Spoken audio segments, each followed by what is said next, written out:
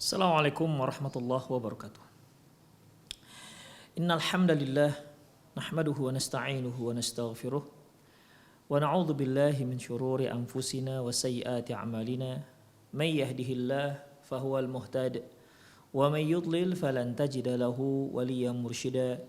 Asyhadu an la ilaha illallah wahdahu la syarika lah wa asyhadu anna Muhammadan 'abduhu wa rasuluhu alladzi la nabiyya ba'dah. Wa qala Allah subhanahu wa ta'ala ya ayyuhalladzina amanu taqullaha haqqa tuqatih wa la tamutunna illa wa antum muslimun. Wa qala azza man qala ya ayyuhalladzina amanu taqullaha wa qulu qawlan sadida yuslih lakum a'malakum wa yaghfir lakum dhunubakum wa may yuti'illaha wa rasulahu faqad faza fawzan 'azima.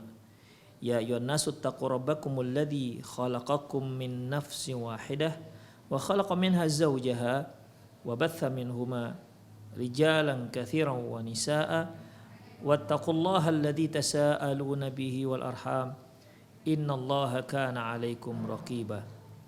Amma ba'du, inastaqal hadithi kitabullah wa khairal hadi hadi Muhammad sallallahu alaihi wasallam wa syarrul umur muhdatsatuha wa kullu muhdatsatin bid'ah wa kullu bid'atin dhalalah wa kullu dhalalatin finnar. Ma'asyiral muslimin wal muslimat, para pemerhati Roja TV dan pendengar radio Roja dimanapun Anda berada, yang mudah-mudahan senantiasa mendapat penjagaan dari Allah Subhanahu wa taala dan juga dijaga Allah Subhanahu wa taala dari terpaparnya virus COVID-19. Ikhwah azinallah wa iyyakum, di kajian lalu kita telah membahas yaitu al-munjiyatu min fitnatil qabr wa adzabih, dan perkara-perkara yang dapat menyelamatkan seseorang dari fitnah dan azab kubur. Kita masuk pembahasan berikutnya, yaitu termasuk yang dapat menyelamatkan seseorang dari fitnah ataupun azab kubur, fitnah dan azab kubur, ya. Karena fitnah dan azab kubur itu berbeda, ya. Makanya kita katakan termasuk perkara yang bisa menyelamatkan seseorang dari fitnah dan azab kubur, yaitu al-isti'adzatu billahi min fitnatil qabri wa adzabil qabri, yaitu memohon perlindungan kepada Allah, berdoa kepada Allah, memohon perlindungannya dari fitnah dan azab kubur. Lamma kanat fitnatul qabri wa adzabul qabri minal ahwalil kibar wa syada'idil 'azimah. Karena fitnah dan azab kubur adalah suatu perkara yang sangat besar, yang sangat dahsyat. Fa inna Rasulullah sallallahu alaihi wasallam kana yasta'idzu min dzalika fi salatihi wa fi ghairi shalah. Sampai-sampai Rasulullah sallallahu alaihi wasallam senantiasa memohon kepada Allah, mohon perlindungan dari Allah Subhanahu wa taala baik ketika salat maupun di luar salat, ya, agar dilindungi dari fitnah dan azab kubur. Bahkan wa kana ya'muru ashabahu bidzalik, bahkan beliau memerintahkan para sahabat beliau agar senantiasa memohon perlindungan kepada Allah dari fitnah dan azab kubur tersebut.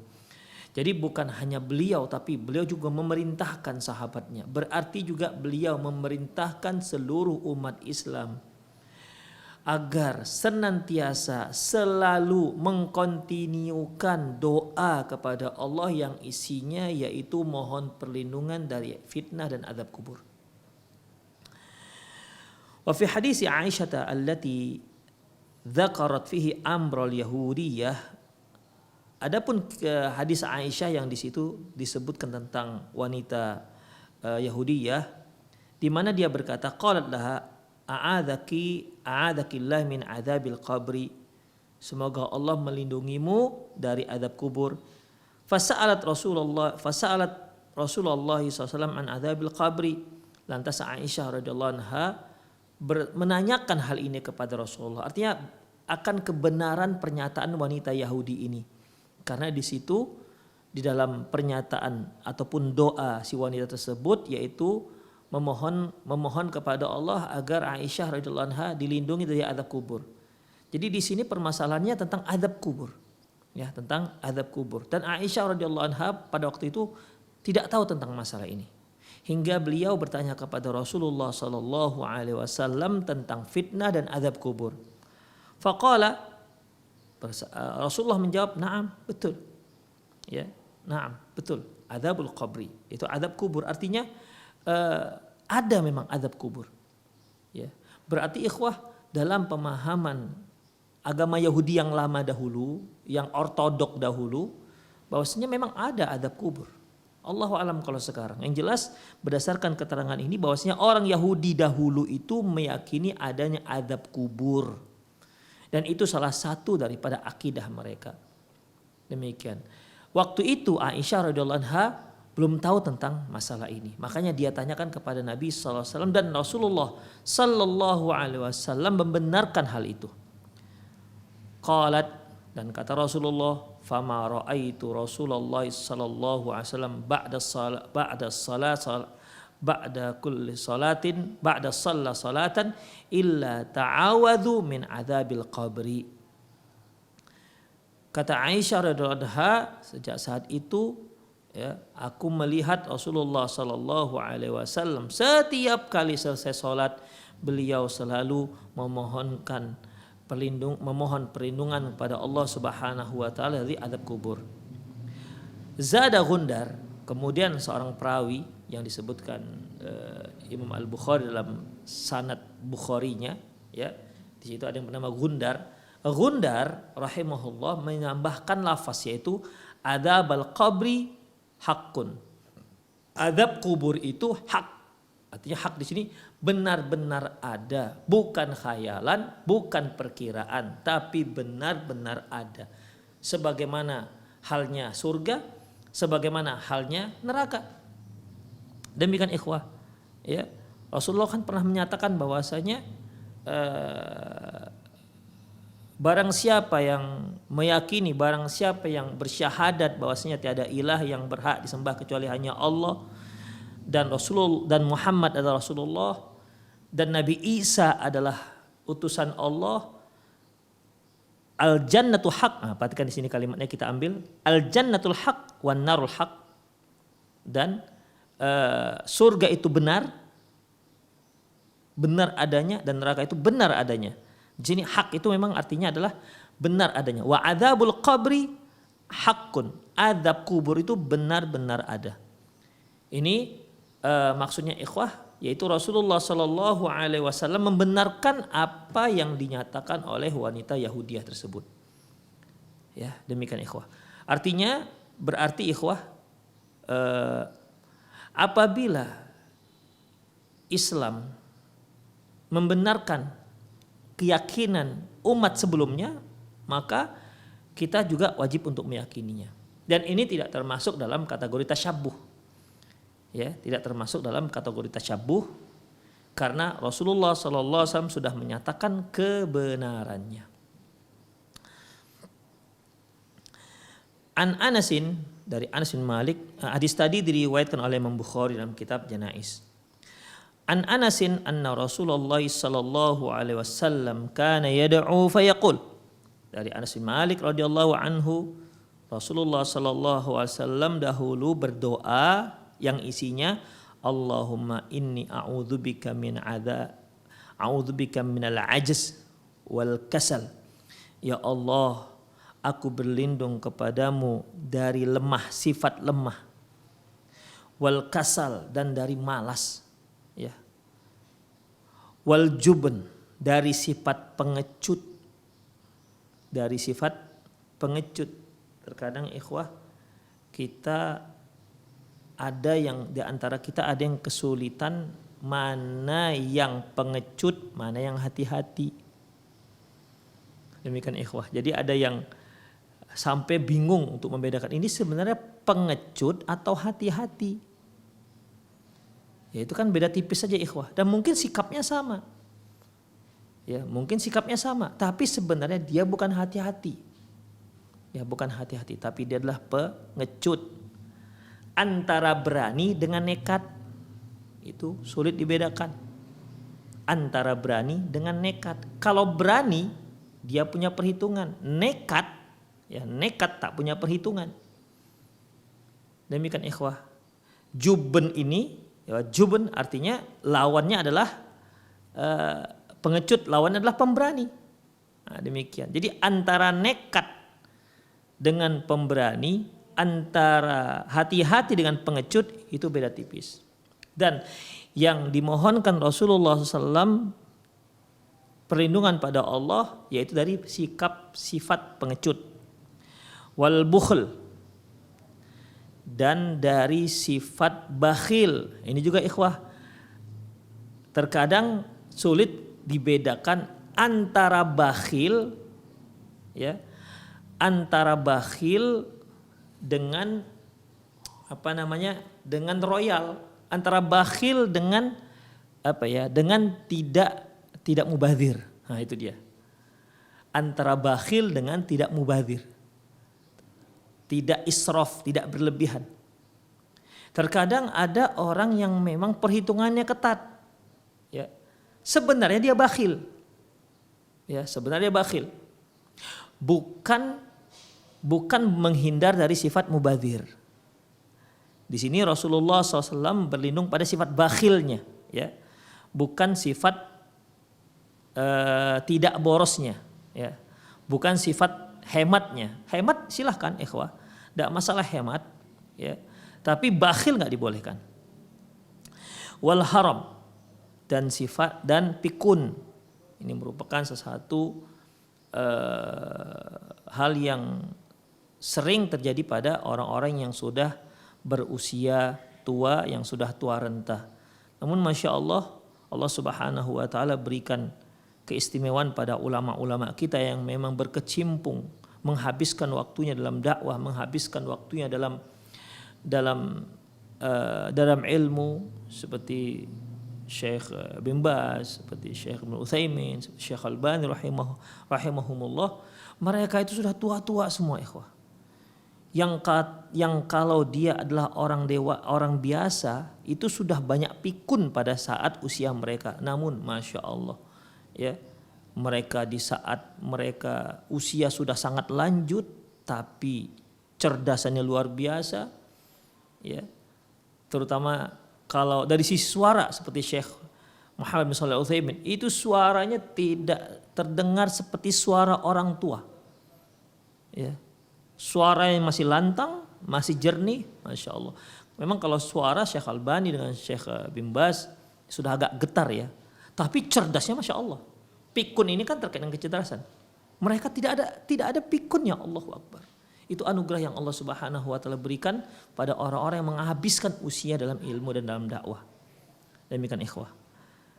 Mohon perlindungan kepada Allah dari pikun, wa a'udzubika min adzabil qabri, dan berlindung kepada Allah dari azab kubur. Wa a'udzubika minal fitnatil mahya wal mamat, dan aku berlindung kepadamu ya Allah dari fitnah kehidupan dan fitnah kematian. Apa yang dikatakan fitnah kehidupan? Fitnah ini ikhwah ujian, ya. Fitnah kehidupan, ya, segala bentuk ujian, maka itu dikatakan fitnah.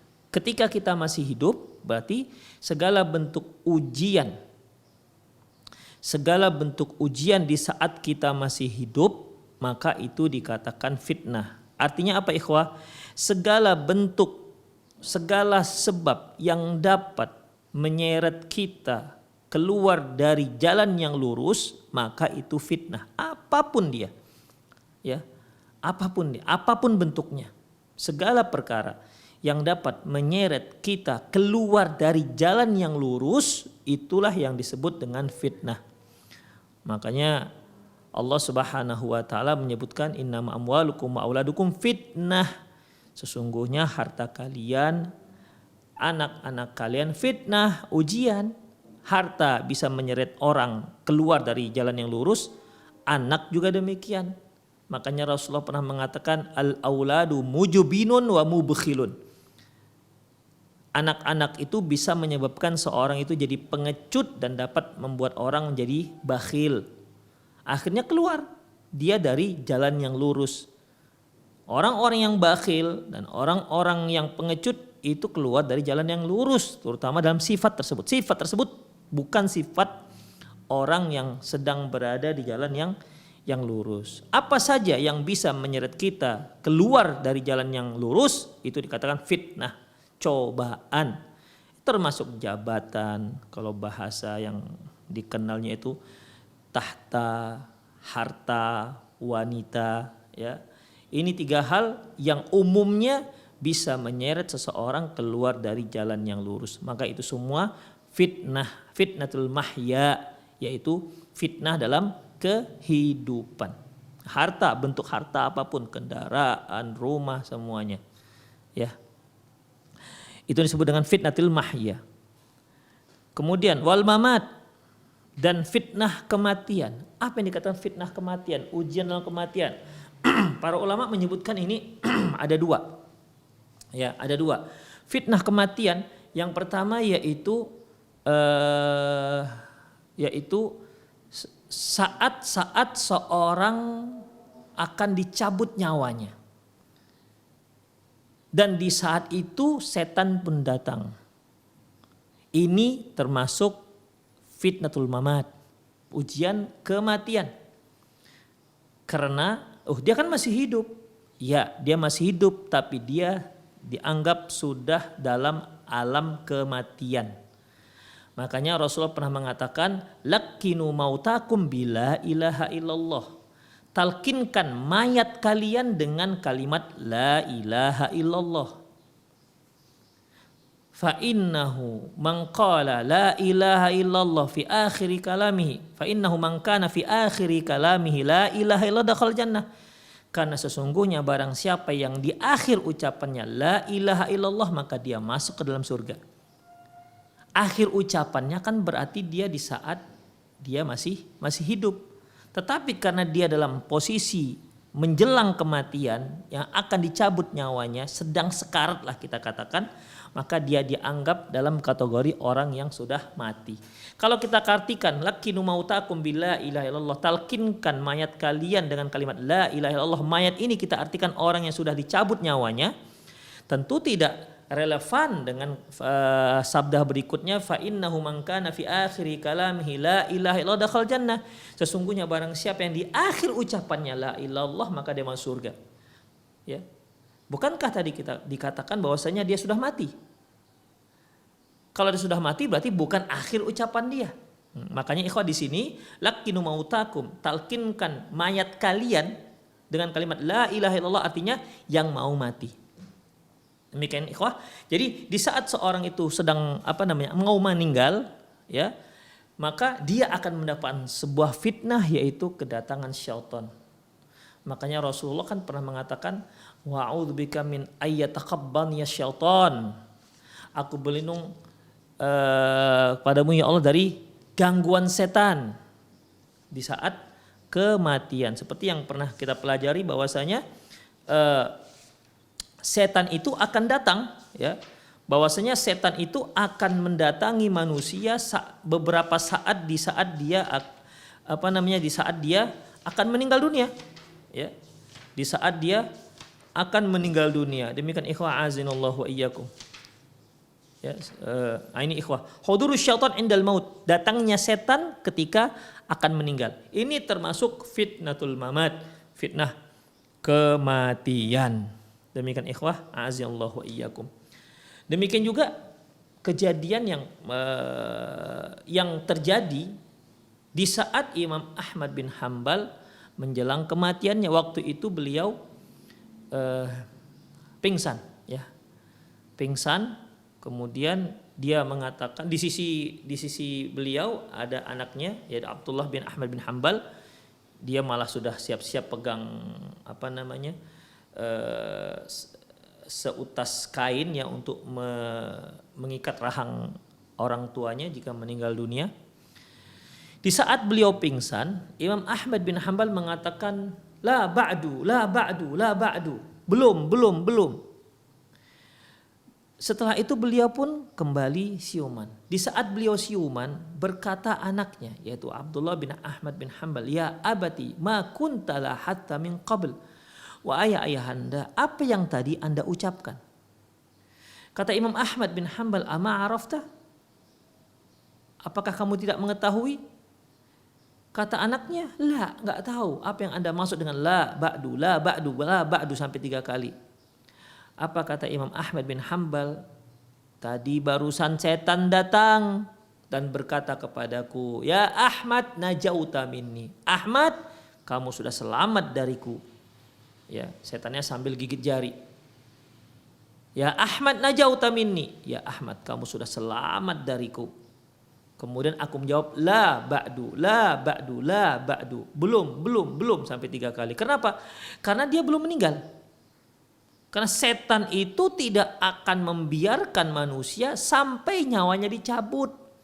Apalagi di detik-detik terakhir kehidupannya. Itu merupakan finalnya dia. Kalau bisa dia menyesatkan manusia 2-3 detik sebelum dia mati, itu berarti prestasi yang luar biasa. Demikian ikhwah. Jadi setan itu betul-betul tak membiarkan kesempatan sedetik 2 detik pun untuk menyesatkan manusia walaupun beberapa saat sebelum kematian. Demikian. Jadi dia tetap berspekulasi, mana tahu bisa kan begitu, mana tahu bisa disesatkan sebelum dia meninggal. Kalau bisa ya itu menurut dia suatu hal yang prestasi yang hebat. Kalau nggak bisa ya sudah, namanya juga nggak bisa. Demikian. Tapi yang jadi catatan kita adalah setan itu tak akan membiarkan kita. Itu ikhwah. Setan itu tidak membiarkan kita kapanpun kita sampai kita mati dicabut nyawa, baru di situ dia berhenti. Baru di situ dia berhenti, tidak merusak kita lagi. Demikian ikhwah. Dia sudah bersumpah di hadapan Allah Subhanahu wa taala, "Wa bi'izzatika la aq'udanna lahum siratal mustaqim." Ya Allah, karena Engkau ya Allah, fa bima aghwaytani, Rabbi bima aghwaytani, ya Allah, kan Engkau telah menetapkan aku makhlukmu yang sesat. La aq'udanna lahum siratal mustaqim. Aku akan duduk di tengah-tengah jalanmu yang lurus. Summa la'atiyannahum min baini aydihim wa min khalfihim wa an aymanihim wa an syama'ilihim wa la tajidu aktsarum syakirin. Kemudian aku akan datangi mereka, aku akan goda mereka, aku bisiki mereka dari depan, dari belakang, dari kanan, dari kiri, wa la tajidu aktsarum syakirin. Engkau lihat gak banyak mereka yang bersyukur. Demikian ikhwah. Jadi memang betul-betul siaganya luar biasa. Tak membiarkan sedetik pun kesempatan jika dia mendapatkan ada celah kesempatan untuk menyesatkan manusia. Itu yang pertama ikhwah dari fitnatil mamat. Fitnah kematiannya itu beberapa saat sebelum dicabutnya nyawa tuh setan datang dan masih berupaya untuk menyesatkan manusia. Yang kedua yaitu fitnah al-mamat, yaitu fitnah ketika manusia sudah berada di kuburannya dan dia didatangi oleh malaikat Munkar dan Nakir dan memberikan pertanyaan, "Man rabbuka wa man nabiyuka wa ma dinuka." 3 pertanyaan, hanya 3 pertanyaan, tidak sampai ratusan pertanyaan, enggak sampai puluhan, hanya 3 pertanyaan. Di mana pertanyaan ini hanya bisa dijawab oleh orang-orang yang beriman, yang dimudahkan Allah Subhanahu wa taala menjawabnya. Yutsabbitullahu alladziina aamanu bil qauli tsabiti fil hayati dunya wal akhirah. Allah memberikan keteguhan, kalimat yang teguh pada orang mukmin baik di dunia maupun di akhirat, yaitu dengan kemampuan menjawab pertanyaan malaikat Munkar dan Nakir. Demikian itulah fitnah mamat. Jadi kalau fitnatul mahya yaitu fitnah kehidupan, segala perkara yang dapat menyeret seseorang keluar dari jalan yang lurus, maka itu dikatakan fitnah apapun bentuknya. Apakah dia harta, tahta, wanita, anak-anak, apa saja ya, teman misalnya, apa sajalah pokoknya itu dikatakan fitnah, cobaan. Adapun fitnatul mamat yaitu ada 2. Yang pertama datangnya syaitan di saat seorang yang akan meninggal dunia. Yang kedua yaitu pertanyaan malaikat Munkar dan Nakir yaitu di saat seorang berada di kuburannya. Demikian ikhwah. Berarti ketika Rasulullah sallallahu alaihi wasallam memohon perlindungan kepada Allah dari fitnatul mahya, dari fitnah kehidupan, artinya minta perlindungan kepada Allah jangan sampai terseret hingga keluar dari jalan yang lurus, dari hal-hal yang duniawi. Ya. Apa yang ditemukan semasa dia hidup di dunia.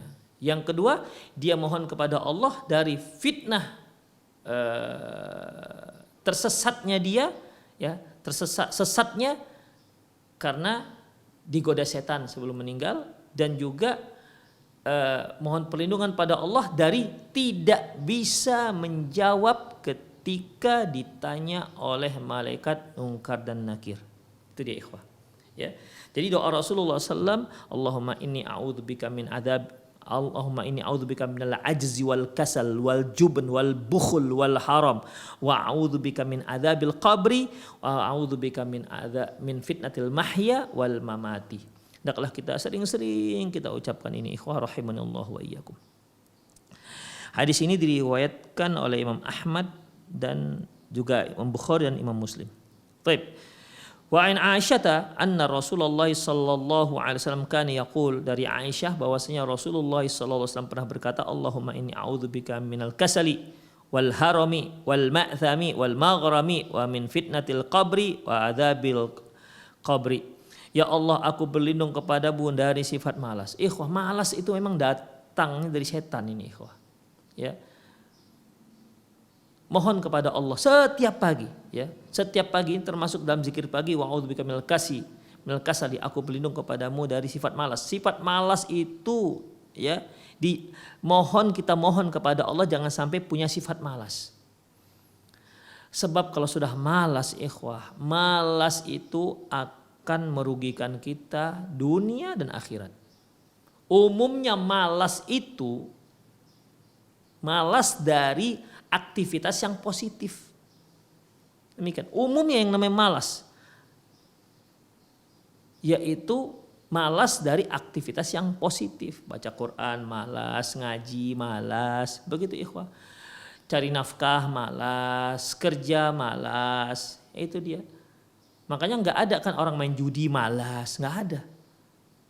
Nggak ada. Minum khamr malas, nggak ada ikhwah. Makanya malas ini konotasinya adalah sesuatu seorang itu tidak aktif untuk melakukan aktivitas yang positif. Makanya setiap pagi Rasulullah mohon, wa'udzubika minal kasali wa su'il kibari, aku berlindung kepadamu dari sifat malas dan buruknya sifat sombong. Di sini, ya Allah, aku berlindung kepadamu dari sifat malas, dari pikun, dari dosa, dan dari terlilit hutang. Tuh ikhwah, ya, Rasulullah mohon kepada Allah jangan sampai terlilit hutang. Makanya kita juga jangan bermudah-mudah dengan hutang. Boleh hutang, tapi cukuplah untuk hal yang penting-penting saja. Kemudian wa min fitnatil qabri wa adzabil qabri, dan dari fitnah kubur dan azab kubur. Dua hal yang berbeda. Ya, fitnah kubur berbeda, azab kubur berbeda. Ikhwah rahimanallahu. Fitnah kubur adalah pertanyaan, ya. Pertanyaan malaikat Munkar Nakir. Azab kubur adalah apabila ada seseorang yang tidak sanggup menjawab 3 pertanyaan itu, maka dia akan mendapat azab kubur.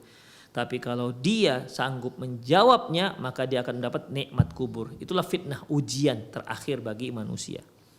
Maka fitnah dan azab itu berbeda. Ya, kalau fitnah semua akan berhadapan dengan fitnah. Fitnah kubur. Muslim, kafir, mukmin, fajir, semua akan berhadapan dengan fitnah kubur. Tapi tidak semua mendapatkan azab kubur. Ya, azab kubur, ya, itu tergantung dengan keberhasilan, kegagalan dia dalam menjawab fitnah kubur. Wa kana Rasulullah sallallahu alaihi wasallam yaqulu li ashabihi, dan Rasulullah sallallahu alaihi wasallam pernah berkata kepada sahabat-sahabatnya, ta'awwadhu billah min adzabil qabri, mohonlah ampun, mohonlah perlindungan kepada Allah dari azab kubur. Fayaqulu na'udzu billahi min adzabil qabri, dan beliau katakan, mohonlah perlindungan kepada Allah dari azab kubur. Maka para sahabat pun berdoa mengucapkan na'udzubillah min azabil qabri, kami berlindung kepada Allah dari azab kubur. Hadis diriwayatkan oleh Imam Muslim dalam Kitabul Jannah. Wa kana yaqul lahum istajiru billah min azabil qabri, dan beliau juga pernah berkata kepada para sahabat, mohonlah kepada Allah agar dihindarkan dari azab kubur. Fa inna adzabal qabri haqqun, sesungguhnya azab kubur itu memang benar adanya. Hadis diriwayatkan oleh Imam Tabrani dengan sanad yang sahih. Wa kana ya'muruhum ayyasta'idzu min arba', beliau juga pernah menyuruh mereka, memerintahkan mereka untuk mohon pada Allah dari 4 hal. Beliau juga pernah menyuruh para sahabat agar memohon perlindungan kepada Allah dari 4 hal. Yang pertama, ista'idzu billahi min adzabil qabri, mohonlah perlindungan kepada Allah dari azab kubur. Ista'idzu billahi min jahannam, mohonlah perlindungan kepada Allah dari neraka jahanam. Ista'idzu billahi min fitnatil masiihid dajjal, mohonlah perlindungan pada Allah dari fitnah dajjal. Saking hebatnya fitnah dajjal ini, ikhwah, Rasulullah melarang orang yang hidup pada zaman muncul dajjal untuk bertemu dengan dajjal. Kalau kalian mendengar ada dajjal, jangan sekali-sekali ketemu dengan dia, nyingkir saja. Ya, karena ada seorang yang merasa keimanannya hebat, dia mau mendebat dajjal, bukan dajjalnya yang tunduk, tapi malah dia yang jadi murtad, yang menjadikan dajjal sebagai tuhannya. Jadi jangan, kalau bahasa Medannya jangan sok-sok lah. Ya, Rasulullah katakan menghindar saja. Memang kalau dajjal itu datang pada zaman Rasulullah, kata Rasulullah, cukup aku yang menghadapi dajjal. Tapi kan Rasulullah SAW sudah meninggal dan dajjal belum keluar. Demikian ikhwah. Kalau muncul dajjal, kalian mendengar ada dajjal datang, sudah datang, maka menghindar, kata Rasulullah SAW. Ista'idzu billahi min fitnatil masiihid dajjal, mohonlah ampun kepada Allah dari fitnah dajjal. Ista'idzu billahi min fitnatil mahya wal mamat, dan mohonlah perlindungan kepada Allah dari fitnah kehidupan dan fitnah kematian. Ikhwah, saya teringat satu kisah di mana mungkin para pemirsa pernah mengingat adanya seorang sahabat, dia di mana terkenal keberaniannya, dia menerjang ke tengah musuh, dia tebas sana tebas sini hingga dia meninggal dunia. Di dekat dia itu ada beberapa orang musyrik, orang kafir yang berhasil dia bunuh. Sampai sahabat tadi terbunuh. Tapi satu dia terbunuh, sementara dia banyak orang kafir, yang pasukan kafir yang dia bunuh. Yang kata para sahabat, ya, bahagialah dia termasuk penduduk surga. Kata Rasulullah enggak, huwa finnar. Kata Rasulullah dia itu dalam neraka. Kemudian para sahabat merasa aneh, kok dia tewas dalam jihad fisabilillah kok masuk neraka. Ternyata setelah diperiksa, setelah dia menebas musuh kiri kanan dan banyak yang terbunuh, tapi ternyata dia mengalami luka yang sangat berat, sehingga dia tak tahan menahan perihnya luka-luka berat tersebut dan akhirnya dia bunuh diri. Ini termasuk fitnah al-mamat, artinya ujian ketika seorang itu menjelang kematian. Demikian ikhwah, rahimani Allah wa iyyakum. Dan sahabat tadi tidak berhasil berhadapan dengan fitnah kematiannya. Wa kana ya'muruhum bisti'adzati fi sholati ba'da tasyahhudi min adzabil qabri. Dan beliau juga memerintahkan para sahabat untuk memohon perlindungan kepada Allah ketika sholat, yaitu setelah tasyahud, setelah bacaan tasyahud. Fa'an Abi Hurairah radhiyallahu anhu qala, dari Abi Hurairah radhiyallahu anhu qala, dia berkata, qala Rasulullah sallallahu alaihi wasallam, Rasulullah sallallahu alaihi wasallam bersabda, idza tasyahhada ahadukum falyasta'idz billah, apabila salah seorang kalian falyasta'idz billahi min arba, apabila salah seorang kalian selesai tasyahud, ya, maksudnya setelah ucapan bacaan tasyahud selesai, maka fasta'idz billah minar arba. Fasta'idz billahi min arba'in. Mohonlah perlindungan kepada Allah dari 4 hal. Yaqul, dia berkata, Allahumma inni a'udzubika min adzabi jahannam. Ya Allah, aku berlindung kepadamu dari azab neraka jahannam, wa min adzabil qabri, dan dari azab kubur, wa min fitnatil mahya wal mamati, dari fitnah kehidupan dan kematian, wa min syarri fitnatil masihid dajjal, dan dari fitnah buruknya dan dari keburukan fitnah dajjal. Hadis diriwayatkan oleh Imam Muslim dalam kitab Al-Masajid. Demikian ikhwah, a'azinallahu wa iyyakum. Makanya kita disunahkan ya sebelum ucapan salam, sebelum mengucapkan salam di akhir salat, kita berdoa doa ini, Allahumma inni a'udzubika min adzabi jahannam wa min adzabil qabri wa min fitnatil mahya wal mamati wa min syarri fitnatil masihid dajjal. Wa 'an Ibnu Abbas anna Rasulullah sallallahu anna Rasulullah sallallahu alaihi wasallam kana yu'allimuhum hadzal du'a kama yu'allimu surah minal Qur'an. Kata Ibnu Abbas, Rasulullah sallallahu alaihi wasallam mengajarkan mereka doa ini.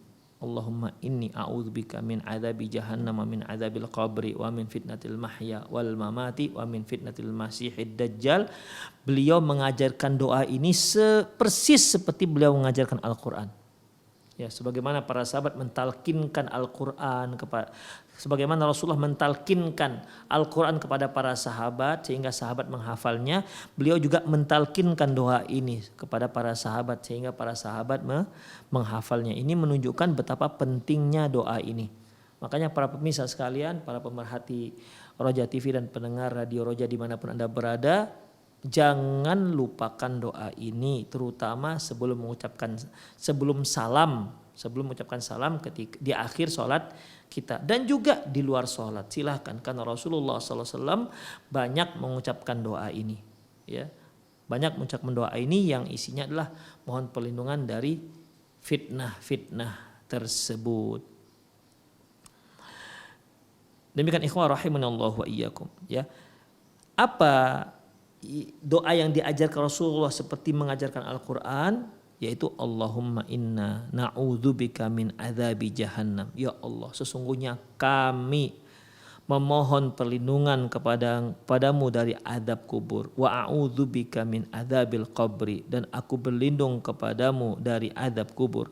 Wa a'udzubika min fitnatil masihid dajjal, dan aku berlindung kepadamu dari fitnah dajjal. Wa a'udzubika min fitnatil mahya wal mamati, dan aku berlindung kepadamu dari fitnah kehidupan dan fitnah kematian. Demikian ikhwah, a'azinallahu wa iyyakum. Kalimat min fitnatil masihid dajjal, aku berlindung kepadamu dari fitnah masihid dajjal. Al-Masih, ikhwah, Al-Masih ada 2. Al-Masih Isa, Al-Masih Dajjal, Masihid Dajjal ada 2. Bedanya, kalau Nabi Isa alaihissalam dikatakan Al-Masih, beliau diberi mukjizat oleh Allah Subhanahu wa taala. Kalau dia mengusap, Masih, kalau beliau mengusap orang yang sakit, maka orang sakit tersebut sembuh. Bahkan kalau beliau mengusap orang yang sudah meninggal, yang meninggal itu bisa hidup lagi. Itu salah satu mukjizat yang Allah berikan kepada Nabi Isa. Adapun Masihid Dajjal, dia terusap. Apa yang terusap? Matanya terusap. Makanya Dajjal itu matanya satu, yang satu lagi matanya rusak, ya, matanya juling, a'war, ya, matanya a'war. Bagaimana dalam sebuah hadis yang sahih yang menceritakan tentang ciri-ciri Dajjal. Inna Dajjal a'warun wa laysa rabbuka bi'a'warin. Dajjal itu a'war, matanya juling, dan Tuhan kamu tidak seperti itu. Karena kan nanti Dajjal itu akan datang dan mengaku dia sebagai Tuhan. Makanya Rasulullah katakan Dajjal itu juling matanya, rusak satu. Matanya 2 tapi satu rusak. Rasulullah katakan kakau kabidur, matanya itu bagaikan bintang yang bersinar. Demikian tajam itu mata Dajjal. Walaysa rabbukum bi'a'war. Sementara Tuhan kalian enggak ada yang enggak a'war. Tuhan kalian tidak a'war, artinya Dajjal itu bukan Tuhan kalian. Demikian ikhwah, azinallahu wa iyyakum. Baik. Itulah dia hal-hal yang dapat menyelamatkan seseorang dari azab kubur. Ada satu hal lain ikhwah yang tidak dituliskan dalam buku ini, yaitu yang juga bisa menyelamatkan seorang dari azab kubur, yaitu hadis yang diriwayatkan oleh Imam Tirmidzi dan dihasankan oleh Syekh Muhammad Nasir Al-Albani an Abi Hurairah radhiyallahu anhu anna Rasulullah sallallahu alaihi wasallam qala, dari Abu Hurairah radhiyallahu anhu bahwasanya Rasulullah sallallahu alaihi wasallam bersabda, anna surat al-Quran salasuna ayatan, bahwasanya surah Al-Quran itu surah Al-Quran yang berjumlah 30 surat, ya, syafaat li rajulin hatta ghufir lahu fi, bahwasanya surat yang 30 ayat itu dapat memberikan syafaat kepada seseorang hingga diampuni dosanya. Wahiyya suratul tabarakalladzi biyadihi, ya, yaitu surat tabarakalladzi biyadihi, yaitu surat Al-Muluk. Demikian ikhwah, memberikan syafaat kepada seorang sampai diampuni dosanya. Namun dari riwayat Abdullah bin Mas'ud mauquf, ya, mauquf, yang sahihnya mauquf bukan marfu. Dari Abdullah bin Mas'ud dia berkata, man qara'a tabarakalladzi biyadihi, barang siapa yang membaca surat tabarakalladzi biyadihi, yaitu surah Al-Muluk, kulla lailatin, setiap malam, mana'ahu Allah biha min adabil qabri, maka Allah akan halangi dia dari azab kubur. Allah akan lindungi dia dari azab kubur. Ini perkataan Abdullah bin Mas'ud. Para ulama memang membahas masalah ini, ada yang menyebutkan ini riwayat ini yang marfu itu lin, riwayatnya dhaif. Namun karena banyaknya dan banyaknya jalurnya, dan Rasulullah juga membaca ayat ini setiap malam, ya, surah Al-Muluk, ya, maka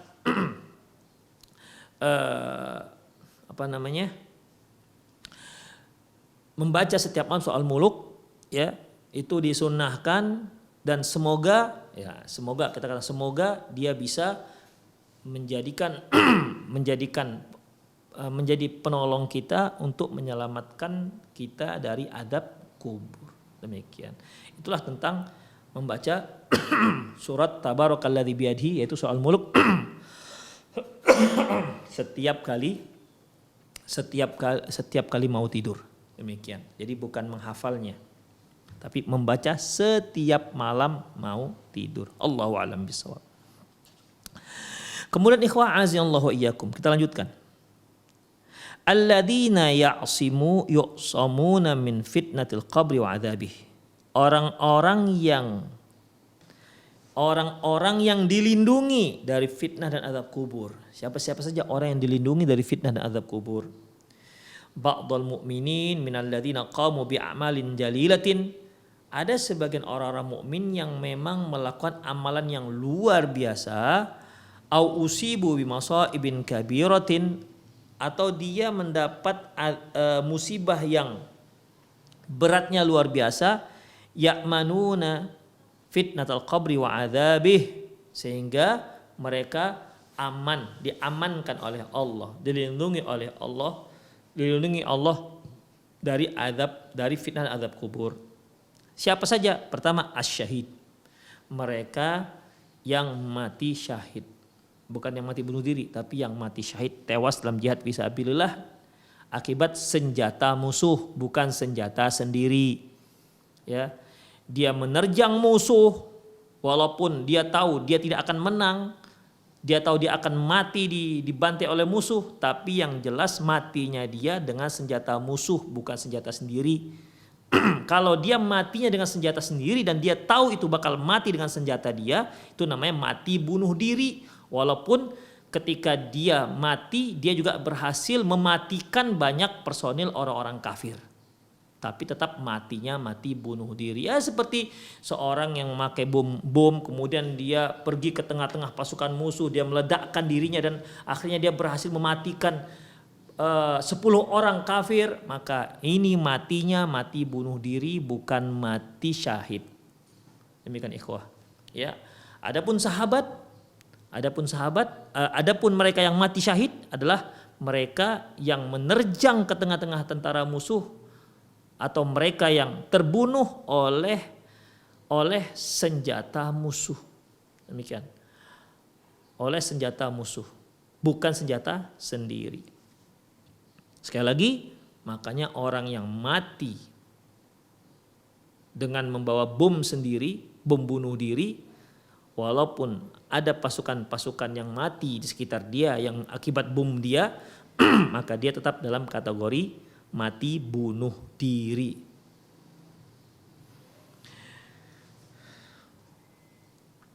Faqad rawal Miqdamu ibnu Ma'di Karib, diriwayatkan Miqdam bin Ma'di Karib meriwayatkan, qala dia berkata, qala Rasulullah SAW lisyahidu indallahi sittu khisalin, bahwasanya orang yang mati syahid di sisi Allah itu mendapatkan 6 keistimewaan. Yughfarullahu fi awwali duf'ah, bahwasanya di saat darahnya muncrat pertama kali, disitulah langsung diampuni seluruh dosanya. Wa yara maq'adahu fil jannah, di saat itu juga dia melihat tempatnya, posisi dia di surga. Wa yujaru min adzabil qabri, dan dia dijauhkan dari adab kubur. Wa ya'manu minal fazil akbar, dia juga aman dari rasa ketakutan yang besar nanti ketika di hari kiamat, ketika ditiupnya sangkakala. Wa yudha ala ra'si tajul waqari al-yaqutu minha khairu minad dunya wa fiha, dan diletakkan di kepalanya berupa mahkota yang terbuat dari intan berlian yang harganya jauh lebih mahal ketimbang dunia dan seisinya.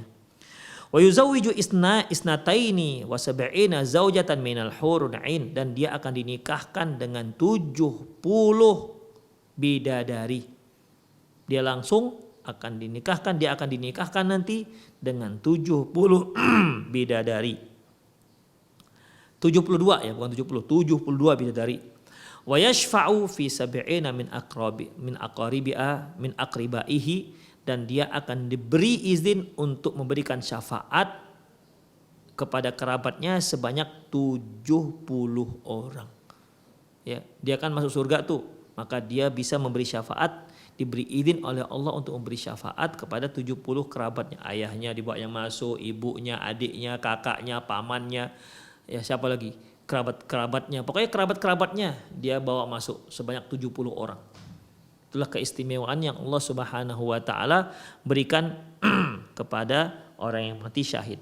Makanya di antara keistimewaan orang yang mati syahid, ya, di antara keistimewaan orang yang mati syahid yaitu mendapatkan 6 keistimewaan. Di antaranya yaitu terbebas dari azab kubur. Terbebas dari azab kubur. Demikian ikhwah rahimanallahu wa iyyakum. Itulah orang yang tewas dalam jihad fi sabilillah.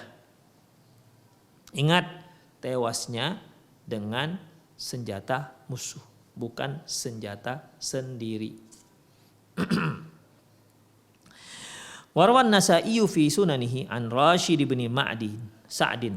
Imam An-Nasa'i meriwayatkan dari Rashid bin Sa'ad an rajul min ashabi Rasulullah sallallahu, dari seorang laki-laki dari sahabat Nabi SAW, anna rajulan, bahwasanya seseorang berkata, ya Rasulullah, wahai Rasulullah, ma balu mu'minina yuftanuna fi kuburihim illa syahid, ya Rasulullah, kenapa orang-orang mukmin mendapat fitnah kubur, artinya mendapat pertanyaan dalam kuburannya semuanya kecuali orang-orang yang mati syahid. Qal, kata beliau, kafa bibariqatis suyufi ala ra'sihi fitnatun, cukuplah kilatan pedang yang mengkelebat di dekat kepalanya itu sebagai ujian. Demikian ikhwah. Cukuplah itu sebagai ujian yang dapat menghapuskan semua dosanya dan dia terbebas dari fitnah kubur. Jadi ujian, kelebatan demi kelebatan pedang yang mengkilat yang hampir merenggut nyawanya yang berada di dekat kepalanya. Karena kalau perang itu kan ikhwah umumnya yang disasar itu kan leher, karena sekali set bisa mati. Demikian ikhwah. Ya. Jadi kalau sudah lehernya terpenggal, ya tenggorokan yang terputus, mati dia langsung. Demikian. Jadi sabetan tapi sabetan yang ada di dekat kepalanya cukuplah, itu sudah cukup sebagai cobaan bagi dia sehingga dia tidak mendapatkan fitnah kubur. Nomor 2, alladzi mata murabitan fi sabilillah. Yang kedua yaitu mereka yang meninggal dalam berjaga-jaga fisabilillah. Jadi dia bukan meninggalnya ketika perang, tapi dia meninggalnya ketika berjaga-jaga, menjaga pasukan, ya.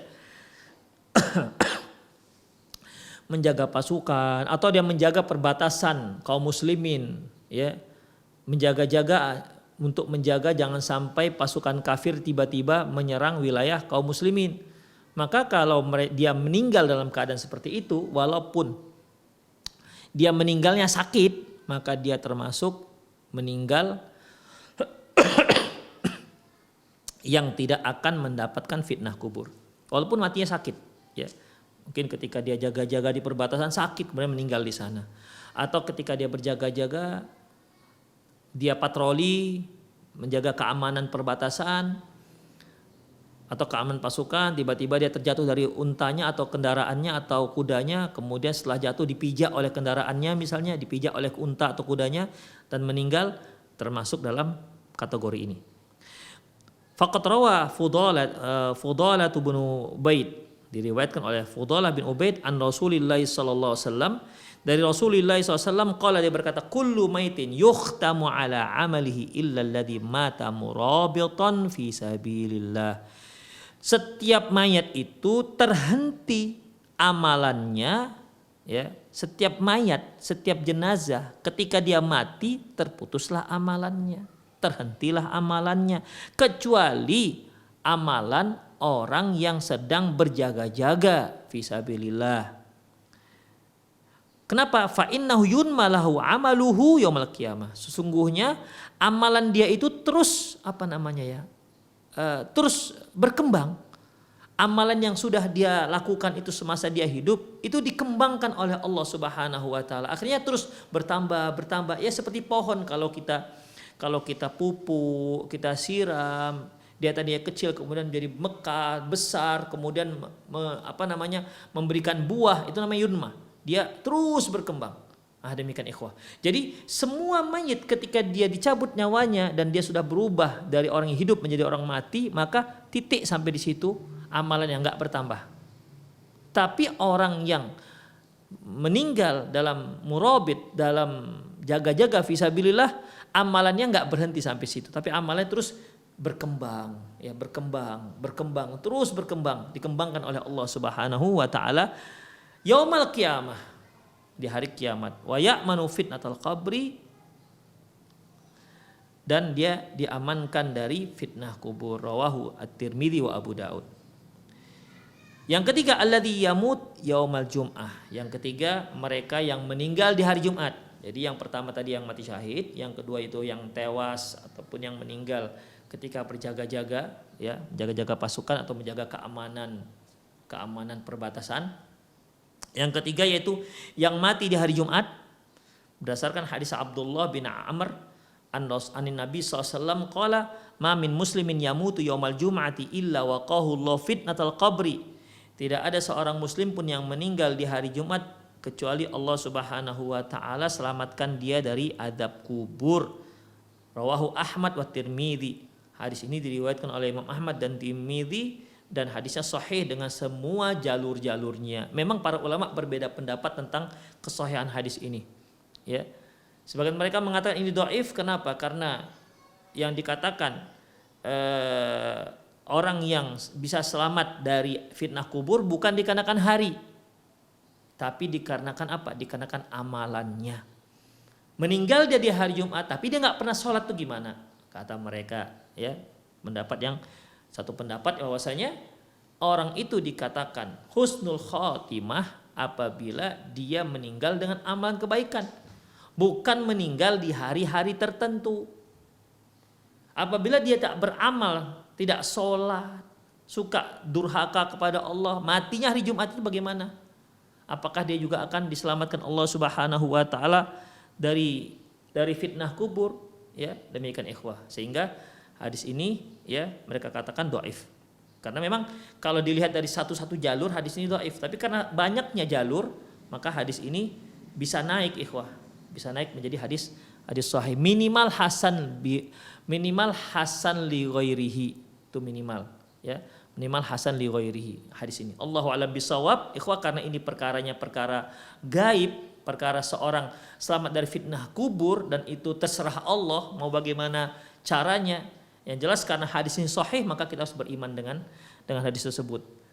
Ya, ketika ada seorang yang nggak sholat, nggak sholat kemudian mati di hari Jumat, maka ya kita terapkan hadis ini. Kita terapkan hadis ini. Loh, dia kan nggak sholat, kita nggak tahu. Jangan-jangan satu hari sebelum meninggal dia sudah tobat pada Allah Subhanahu wa taala. Kemudian yang meninggal setelah itu kita tidak tahu. Ya. Kita nggak tahu atau mungkin dia melakukan dosa-dosa tapi ada amalannya, sesuatu amalan yang dapat menghapuskan dosa-dosa itu tersebut. Sehingga dia meninggal di hari Jumat. Maka Allahu a'lam kita tidak tahu. Ya. Kita tidak tahu karena ini masalah-masalah gaib. Oleh karena itu ikhwah rahimanallahu wa iyyakum, ya kalau ada hadisnya ya kita hanya bisa mengatakan sami'na wa ata'na, terserah Allah karena telah mengatakan begitu. Ini adalah ucapan Rasulullah SAW, wa may yantiqu 'anil hawa in huwa illa wahyu yuha, bahwasanya Rasulullah SAW tidak berbicara dari hawa nafsunya. Beliau bicara dari wahyu yang diwahyukan Allah Subhanahu wa taala kepada beliau. Demikian ikhwah rahimanallahu wa iyyakum. Allahu a'lam bissawab. Ya, kita sebaiknya beriman dengan zahir hadis. Demikian ikhwah. Ya kalau sudah jelas sahihnya ya sudah kita sami'na wa amanna. Yang keempat, alladzi yamutu bada al-batn, mereka yang meninggal karena penyakit dalam. Ya bukan hanya sakit perut, ikhwah. Ya. Banyak para ulama mengartikan bada al-batn ini di sini bukan hanya sakit perut karena batn itu perut, tapi batn itu adalah sesuatu yang berada di dalam tubuh. Sesuatu yang berada di dalam tubuh. Jadi semua kaum muslimin yang meninggal karena penyakit dalam, apakah karena sakit perut, apakah karena serangan jantung, apakah dikarenakan COVID-19, apakah dikarenakan kelainan hati, apakah dikarenakan kelainan pankreas, intinya kalau meninggalnya karena penyebabnya sakit dalam, internis ya, kalau dokter internis ya, karena dikarenakan sakit dalam yang ada dalam tubuhnya, maka dia termasuk dengan al-maut alladzi yamut badal batn, yaitu yang meninggal dikarenakan sakit dalamnya.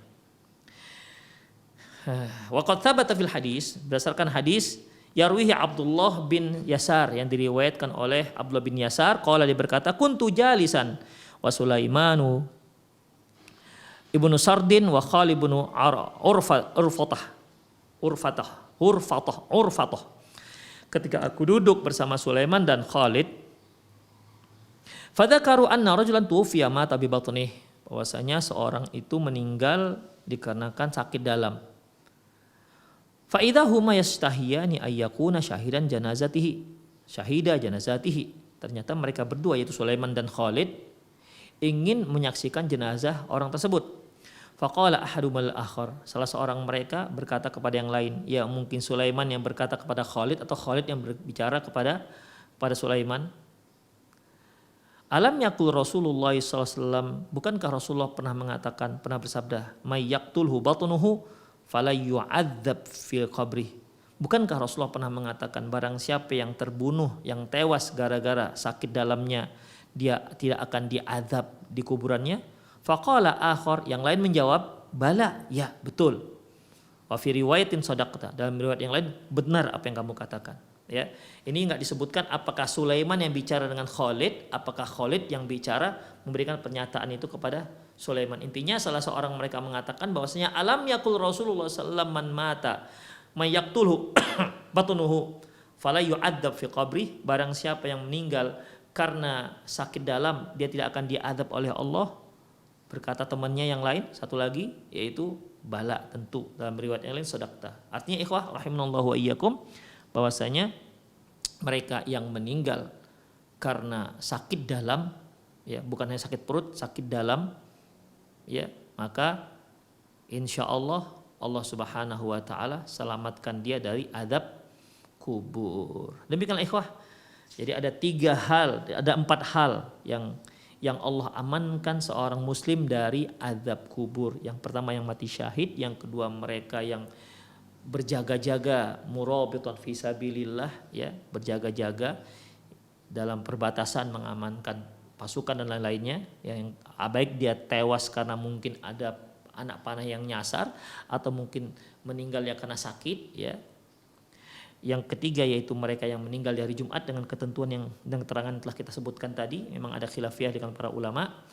Yang keempat yaitu mereka yang meninggal karena sakit dalam. Demikianlah ikhwah rahimanallah wa iyyakum. Semoga sedikit yang tadi kita sampaikan bermanfaat. Lebih dan kurang mohon maaf. Aku qouli hadza wa astaghfirullah li wa lakum wa lisal muslimin innahu huwal ghafurur rahim. Kita akhiri doa dengan doa kafatul majlis. Subhanakallahumma wa bihamdik asyhadu an la ilaha illa ant astaghfiruka wa atubu ilaik. Wa sallallahu ala nabiyyina Muhammad wa ala alihi wa ashabihi ajma'in. Wa akhir da'wana alhamdulillahirabbil alamin. Assalamualaikum warahmatullahi wabarakatuh.